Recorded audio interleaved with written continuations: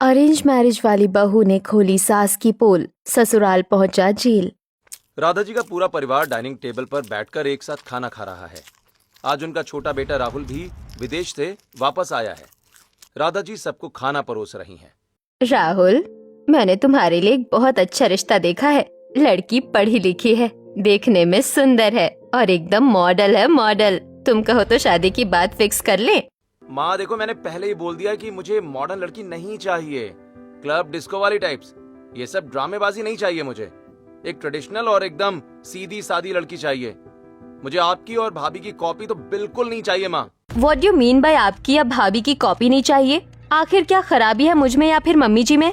हम लोग मॉडर्न है ये। तुम दोनों चुप रहो। मेरे पोते को जैसी लड़की लेकर आनी होगी वो वैसी लड़की वो लेकर आएगा। तुम दोनों शांत रहो। अरे मम्मी जी, आप हम पर बरस रही हैं, लेकिन कल तो। आप चुप रहोगे कि नहीं रहोगे? अरे बेटा, आजकल की लड़कियां थोड़ी सी मॉडर्न तो होती ही है, तो क्या हो गया, अच्छी भी तो होती है। अब मुझे देखो, अपनी भाभी को देखो, हम लोग घर संभाल तो रहे हैं ना। माँ आपको समझ क्यों नहीं आता? मैं आपको कह कह के थक चुका हूँ, लेकिन अगर आप लोग मेरी बात नहीं समझे तो मैं इस घर से हमेशा हमेशा के लिए चला जाऊंगा। अरे नहीं नहीं बेटा, तुम्हारी माँ का मतलब वो नहीं थी। और मैं तुम्हारे लिए लड़के ढूंढूंगी, चिंता मत करो। मैं तुम्हारे लिए अच्छी लड़की ढूंढूंगी। राहुल गुस्से में बिना कुछ खाए और कहे उठकर अपने कमरे की तरफ चला गया। जवान लड़का है, घर से चला जाएगा तो लोग क्या सोचेंगे? वैसे भी हम लोगों को बहुत कुछ संभाल कर रखना पड़ता है घर के अंदर।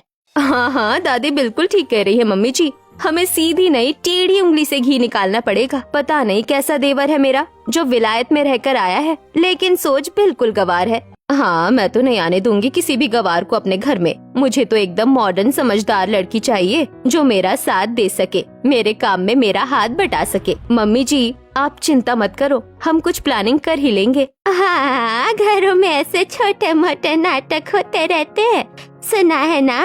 बड़े बड़े घरों में ऐसे छोटी छोटी बातें तो होती रहती है। चलो सब खाना खाओ। अभी कुछ मिनट पहले जो लोग लड़ रहे थे वो अब आपस में हंसी मजाक के बीच खाना खा रहे थे। रात का समय हो चुका था, घर में सब सो चुके थे। चलो चलो जल्दी से निकल लो, किसी ने देख लिया तो मुसीबत हो जाएगी। तुम्हारा तो पूरा खेल चल रहा है राधा। अरे जिंदगी एक बार है और मुझे बहुत सारे काम पूरे करने हैं। जल्दी से बाइक बढ़ाओ आगे। आधी रात में राधा जी अपने मुंह बोले भाई के साथ बाइक पर बैठकर घर से निकल रही थी। राधा जी एकदम मॉडर्न कपड़ों में थीं। उसी समय पड़ोस की छत पर सुनीता, विनीता और मोहिनी पंचायत कर रही थी। अरे वो राधा जी है ना?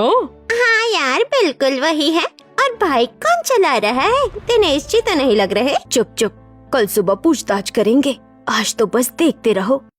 राधा जी जिस तरीके से उस आदमी के साथ निकली है, मुझे तो बिल्कुल भी भाई बहन वाली फीलिंग नहीं आई। सही कह रही हो। और सुनो, वो लड़का कौन है? किसी को ठीक से पता भी है क्या? बस अचानक से आ गया और सब उसे मामा कहने लगे। अरे मैं तो कब से देख रही हूँ, कुछ तो गड़बड़ है। उस दिन मैं कपड़े सुखाने छत पर गई थी। फिर क्या देखा तुमने? राधा जी के कमरे की बालकनी में दोनों बहुत पास पास बैठे हुए थे। पर्दा लगा था, लेकिन हल्का सा ट्रांसपेरेंट था, सब साफ दिख रहा था। हाय राम, मतलब ये रिश्ता भाई बहन का तो बिल्कुल नहीं है। भाई बहन? अरे छोड़ो भी, आजकल तो लोग रिश्तों का नाम लेकर कुछ भी कर लेते हैं। तीनों पड़ोसन वहाँ से चली जाती हैं। उधर राधा जी के घर में राधा अपने भाई रमेश के साथ रात भर बाहर रहकर फिर सुबह करीब 4 बजे वापस आई। धीरे, कोई जाग ना जाए। हाँ, अगर किसी ने देख लिया ना तो सब खत्म हो जाएगा। जैसे ही दोनों अंदर आते हैं, अचानक लाइट ऑन हो जाती है। रुको भाई, कहाँ से आ रहे हो तुम दोनों इस वक्त? हा? अरे वो दिनेश जी, दरअसल हमें एक बहुत इम्पोर्टेंट क्लाइंट मिला था, उसी के लिए जाना पड़ा। जीजा जी, बहुत बड़ा केस था, नहीं जाते तो नुकसान हो जाता। अच्छा, अब जाओ, जाकर आराम कर लो, सुबह बस होने ही वाली है। दोनों अपने कमरे में वापस चले जाते हैं। अगले दिन राधा जी किचन में काम कर रही थीं, तभी राशि वहाँ आती है। मम्मी जी, लगता है मोहल्ले में कुछ ज्यादा ही चर्चे हो रहे हैं। क्या मतलब, कल रात आपको किसी ने देख लिया है क्या? किसने? वही सामने वाली सुनीता, विनीता और मोहिनी आंटी। इन औरतों को तो मैं देख लूंगी, बहुत ज्यादा उड़ने लगी है। अभी गुस्सा करने का टाइम नहीं है मम्मी जी, हमें संभल कर खेलना होगा, नहीं तो सारा राज खुल जाएगा। हाँ तुम सही कह रही हो, अब हमें और सावधान रहना पड़ेगा। उसी समय दादी सास सावित्री देवी वहाँ आ जाती हैं। क्या कुसर पुसर चल रही है तुम दोनों के बीच? कुछ नहीं मम्मी जी, बस ऐसे ही घर की बातें कर रहे हैं। ध्यान रखना, घर की कोई भी बात बाहर नहीं जानी चाहिए, वरना हम सब बर्बाद हो जाएंगे। जी दादी जी। उसी समय राहुल अपने कमरे में बैठा लैपटॉप पर कुछ काम कर रहा था। तभी दरवाजा खुलता है और कमल अंदर आता है। क्या भाई, हाँ? अभी भी गुस्सा हो? भैया मैं बस एक सिंपल लाइफ चाहता हूँ और कुछ नहीं। इस घर में कुछ भी सिंपल नहीं है। अरे यार, हर घर में कुछ ना कुछ होता है, तुम ज्यादा मत सोचो। भैया आपको कभी नहीं लगता कि इस घर में कुछ छिपाया जा रहा है? नहीं यार, ऐसा कुछ नहीं है, तुम बेवजह सोच रहे हो। कमल जल्दी से वहाँ से निकल जाता है और दोपहर में पूरा परिवार हॉल में बैठा है। मैंने राहुल के लिए एक और लड़की देखी है। मम्मी प्लीज यार, फिर से वही ड्रामा मत शुरू करो। इस बार सच में बहुत अच्छी लड़की है, एकदम संस्कारी, सादा कपड़े पहनती है, मंदिर जाती है, घर के सारे काम करती है। अगर सच में ऐसी है तो मुझे कोई दिक्कत नहीं है। तो ठीक है, मैं बात आगे बढ़ा देती हूँ। ठीक है, आप बात कर लो अपने तरीके से, मैं जिम जा रहा हूँ। राहुल वहाँ से चला जाता है। अरे राधा, इतनी जल्दी कहाँ से मिल गई तुझे ऐसी लड़की आज के जमाने में? दादी ऐसी लड़कियाँ मिलती नहीं है, बनानी पड़ती है। क्या मतलब?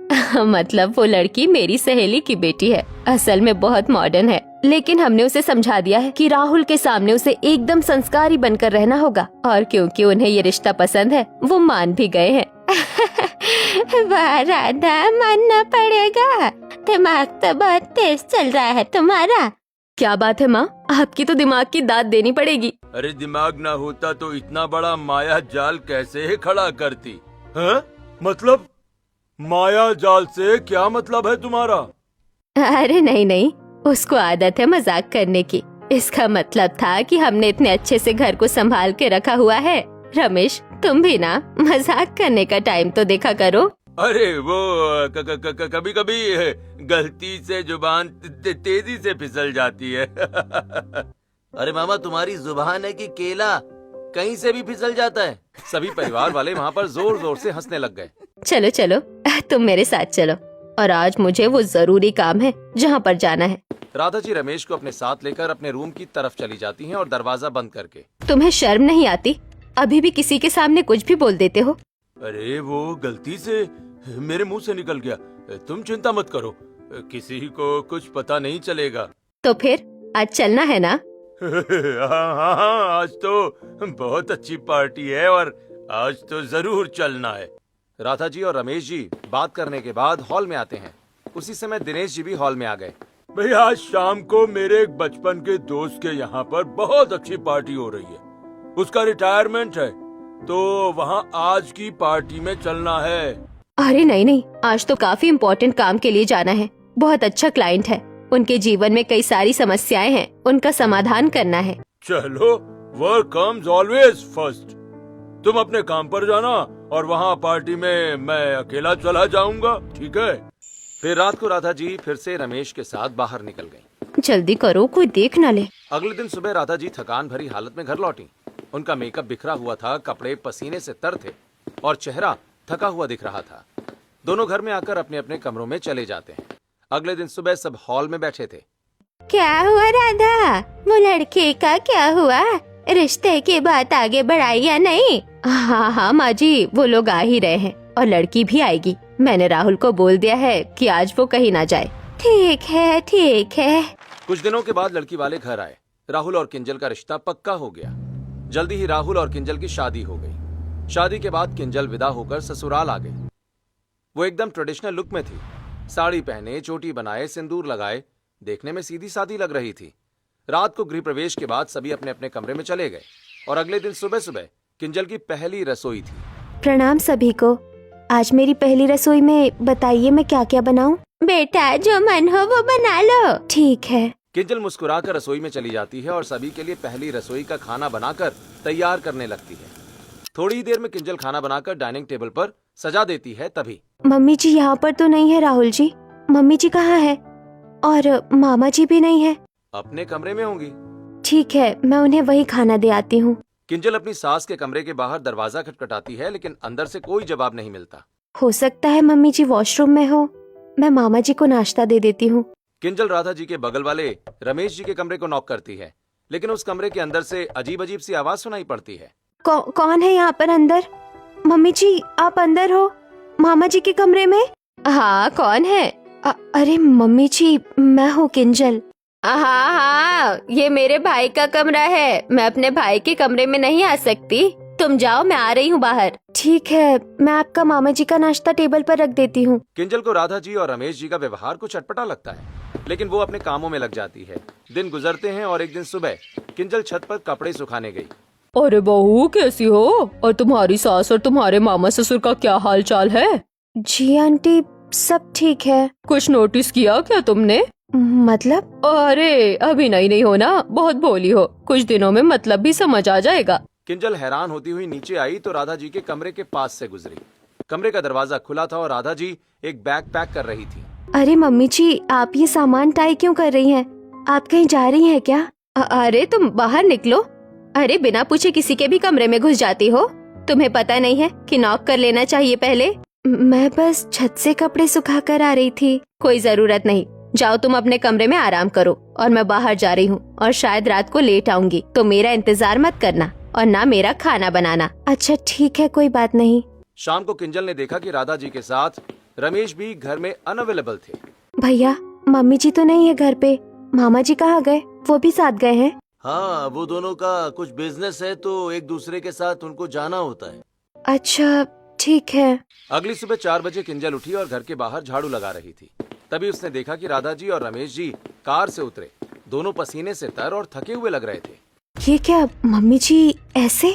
ये क्या देख लिया मैंने? मम्मी जी इस हाल में रमेश मामा के साथ, और जब मम्मी जी अपना सामान पैक कर रही थी तब वो कुछ ऑरेंज कपड़े पैक कर रही थी, शायद कोई माला वगैरह भी थी। क्या चक्कर है? मुझे राहुल जी से इस बारे में बात करनी होगी। किंजल घबरा जाती है, राहुल से बात करने की कोशिश करती है। सुबह सुबह अब राहुल जी मुझे आपसे एक बहुत जरूरी बात करनी है। अभी थोड़ा आराम कर लो, फिर मुझे ऑफिस भी जाना है। हम शाम को या नाइट में बात करते हैं ना। किंजल के मन में उधेड़-बुन चल रही थी, इसीलिए सुबह नाश्ते के टाइम टेबल पर। राहुल जी मुझे आपसे बहुत जरूरी बात करनी है, क्या हम 10 मिनट बात कर सकते हैं? ये क्या लगा रखा है बहू, हर समय अपने पति के पीछे पीछे घूमती रहती हो, थोड़ा बहुत काम में दिमाग लगाया करो। क्यों देवरानी जी, रात को अकेले में टाइम नहीं मिलता क्या, जो सुबह सुबह देवर जी के पीछे पीछे घूमती रहती हो? अरे नहीं भाभी, ऐसी कोई बात नहीं है, बस कुछ जरूरी बात करनी थी, हम शाम को बात कर लेंगे। किंजल पूरे दिन बेचैन होकर राहुल का इंतजार करती है और रात के समय राहुल जैसे ही ऑफिस से आता है, अरे तुम सोई नहीं? मैंने तो फोन पर बोल दिया था ना कि तुम सो जाओ। नहीं, मुझे आपसे कुछ बहुत जरूरी बात करनी है। अच्छा बोलो, क्या बात है? पहले आप खाना खा लीजिए, फिर बात करते हैं। ये बात तो बतानी पड़ेगी, लेकिन अगर उन्होंने मेरी बात नहीं मानी और कुछ गलत समझ गए तो कहीं ऐसा ना हो कि मुझे ही गलत समझ लिया जाए। एक तरफ किंजल राहुल को खाना खिला रही थी तो वहीं दूसरी तरफ उसके मन में उधेड़-बुन चल रही थी कि वो अपनी बात राहुल को बताए या ना बताए। तभी किंजल, मेरा खाना हो गया, मैं सोने जा रहा हूँ, काफी ज्यादा थक चुका हूँ यार आज। लेकिन मुझे आपसे बात करनी थी। अरे कल बात करते हैं ना, ऐसी भी कौन सी जरूरी बात है जो आज ही करनी है? अगर उन्होंने मेरी बात नहीं मानी और मुझे ही गलत समझ लिया तो मुझे लगता है इस घर में बहुत कुछ है जो छिपाया जा रहा है। किंजल राहुल को कुछ भी नहीं बताती और जाकर अपने कमरे में लेट जाती है। मैं पहले मॉडर्न थी, पार्टी करती थी, लेकिन राहुल जी के कारण मैंने खुद को बहुत बदल लिया। लेकिन अगर मुझसे कोई गलती हो गई और राहुल जी को मेरा राज पता चल गया तो कहीं ऐसा ना हो वो मुझे छोड़ दे, इसीलिए पहले मुझे खुद पता करना होगा माजरा क्या है। उस दिन किंजल चिंता में सो जाती है। अगले दिन सुबह सुबह जैसे ही वो ब्रह्म मुहूर्त में उठकर घर की साफ सफाई कर रही होती है कि तभी वो फिर से देखती है कि राधा जी और रमेश जी बाइक पर घर में आए हैं, लेकिन इस बार दोनों के कपड़े साधु जैसे हैं। रमेश जल्दी करो, आज कपड़े बदलने का भी वक्त नहीं मिला, जल्दी से घर के अंदर चलो, कहीं राहुल ना देख ले। हाँ, वैसे आज घर में सभी सो रहे हैं तो फिर तुम भी मेरे साथ ही चलो।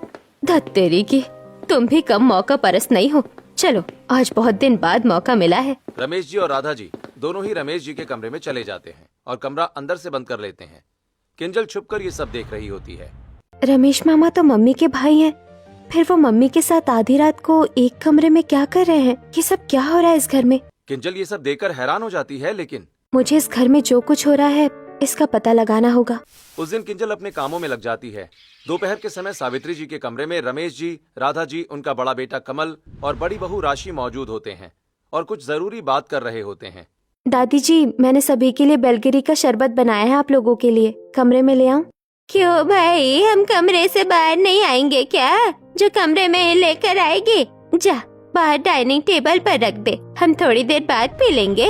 इस घर में पता नहीं कुछ तो अजीब है। सभी लोग ऐसे चुप चुप कर बातें करते रहते हैं। जब पापा जी घर में नहीं होते तब मम्मी जी और ये मामा जी कमरे में अकेले रहते हैं। आधी रात को घर से बाहर जाते हैं और वापस भी आते हैं। पता नहीं क्या है। आज मैं मम्मी जी का पीछा करूंगी। एक तरफ किंजल अपने मन में ये सब कुछ सोच रही होती है तो वहीं दूसरी तरफ कमरे के अंदर सावित्री जी। राधा, तू तो कह रही थी कि किंजल भी मॉडर्न है, लेकिन ये तो बिल्कुल सती सावित्री जैसी है। मुझे डर है कहीं से हमारे राज का पता न चल जाए। अरे मम्मी जी, आप चिंता क्यों करती हैं? मैं हूँ ना, सब संभाल लूंगी। सभी लोग बातें करके कमरे से बाहर निकल आते हैं, लेकिन सभी के चेहरे पर अजीब सी चालाकी होती है जिसे देखकर किंजल को हैरानी रहती है। और उसी रात किंजल पानी पीने के लिए उठती है। तभी वो देखती है कि राधा जी और रमेश जी चुपके से घर के बाहर निकल रहे होते हैं। ये लोग इस वक्त, आज तो मैं पता लगा कर रहूंगी कि ये लोग कहाँ जाते हैं। किंजल चुपचाप उनका पीछा करने लगती है। राधा जी और रमेश एक सुनसान जगह पर पहुंचते हैं जहां एक छोटा सा कमरा होता है। अंदर से धुआं निकल रहा था, मंत्रों की आवाजें आ रही थी। ये क्या हो रहा है यहाँ? किंजल खिड़की से झांक कर देखती है। अंदर कुछ लोग बैठे होते हैं, थोड़ा नशे में। राधा जी सती साध्वी के रूप में बैठी होती हैं। रमेश उनके पास खड़ा होता है। अब आपकी समस्या का समाधान हो जाएगा। ये पेपर साइन कर दीजिए और अंगूठा लगा दीजिए। जी हाँ, बस साइन कर दीजिए। ओम ऐं क्लीं चामुंडाय नमः। ये सब क्या हो रहा है? तंत्र मंत्र, धुआं, जेवर, पेपर पर साइन। मुझे कुछ समझ नहीं आ रहा। पता नहीं ये क्या कर रहे हैं। मुझे और गहराई से पता लगाना होगा। अभी जल्दी में कुछ समझ नहीं आया। किंजल तेजी से घर लौट आई। 2 घंटे के बाद राधा जी और रमेश दोनों एक साथ आए। राधा जी सीधे रमेश के कमरे में चली गई। ये मम्मी जी रमेश मामा के कमरे में गई, दिनेश जी के कमरे में नहीं। अब तो और शक हो रहा है। 2-3 दिन ऐसे ही गुजर गए और एक रात को फिर से आवाज हुई। किंजल देखती है सावित्री जी बाहर आई हुई हैं। आज फिर से ये लोग कहीं जा रहे हैं। मुझे पता लगाना पड़ेगा। सावधानी से करना, कोई गलती मत करना। जी मम्मी जी। राधा जी और रमेश इस बार साधु वाले कपड़े पहनकर घर से निकल गए। ये सब क्या हो रहा है? साधु वाले कपड़े, दादी जी भी शामिल है। किंजल फिर से उनके पीछे पीछे गई। फिर वही नजारा उसने देखा। धुआं, तंत्र मंत्र, नशे में लोग, जेवर बदलना, पेपर पर साइन करवाना। उसका दिमाग घूम गया। तुम्हारी सारी परेशानियां आज खत्म हो जाएंगी। बस इन कागजों पर अपना अंगूठा लगा दो। ये लोग लोगों को बेवकूफ बना रहे हैं। नशा देकर उनसे साइन करवाते हैं। ये सब क्या है? अभी कुछ सबूत ले लेती हूँ। नशे में धुत लोग बिना कुछ समझे कागजों पर अंगूठा लगा देते हैं। रमेश जल्दी जल्दी उन कागजों को समेटता है और अपने बैग में रख लेता है।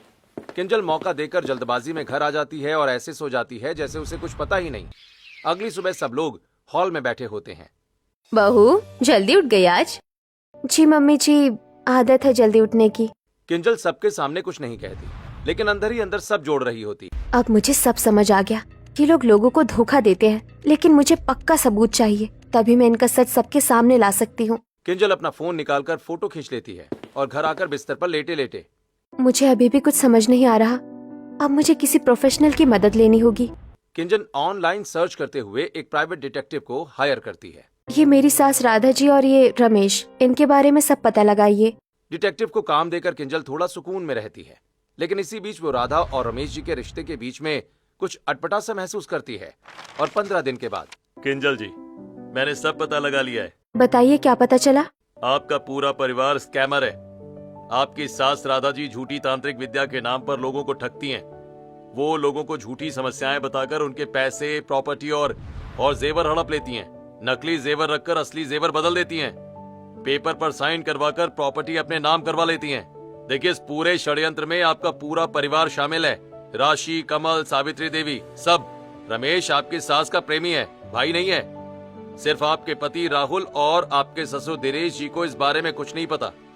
आपके ससुर जी के कई दोस्तों और क्लाइंट्स के साथ भी इन लोगों ने धोखाधड़ी की है।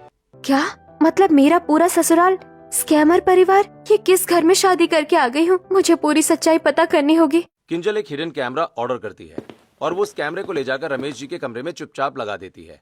एक हफ्ते तक लगातार वो उस कैमरे की रिकॉर्डिंग चेक करती है और एक हफ्ते के बाद रिकॉर्डिंग देखकर हे भगवान, ये सब क्या हो रहा है? इस घर में मम्मी जी रमेश मामा जी के साथ। छी। तभी राधा जी और रमेश जी के कमरे के बाहर नॉक नॉक की आवाज आती है। किंजल रिकॉर्डिंग में सब कुछ देख रही होती है। कमरे के अंदर सावित्री जी, राशि, कमल घुसते हैं।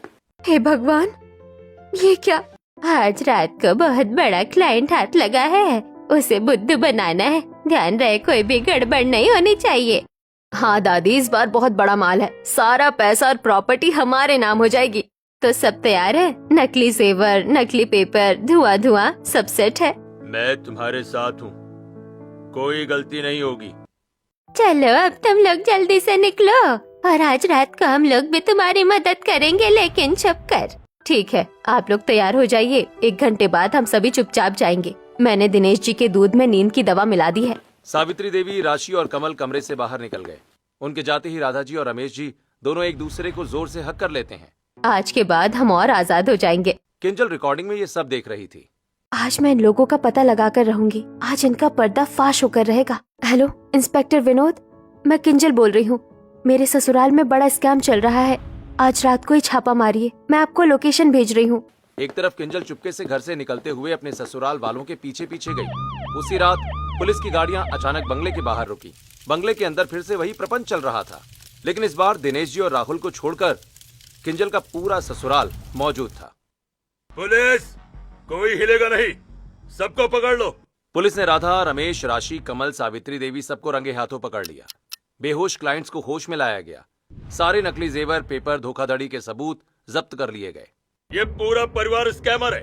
तांत्रिक के नाम पर लोगों को लूटते थे ये लोग। सबको पुलिस वैन में बिठाकर घर लाया गया। घर के हॉल में दिनेश जी, आपका पूरा परिवार इस स्कैम में शामिल था। राधा जी तांत्रिक विद्या के नाम पर लोगों की प्रॉपर्टी और जेवर हड़पती थी, बाकी सब मदद करते थे। क्या मेरी पत्नी, मेरा पूरा परिवार? अरे मम्मी, भैया, दादी, ये सच है क्या?